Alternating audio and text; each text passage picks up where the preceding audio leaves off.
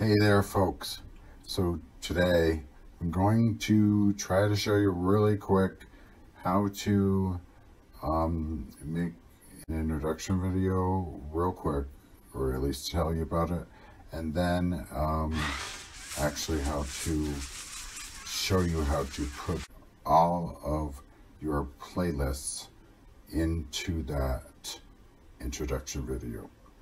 Okay, here we go.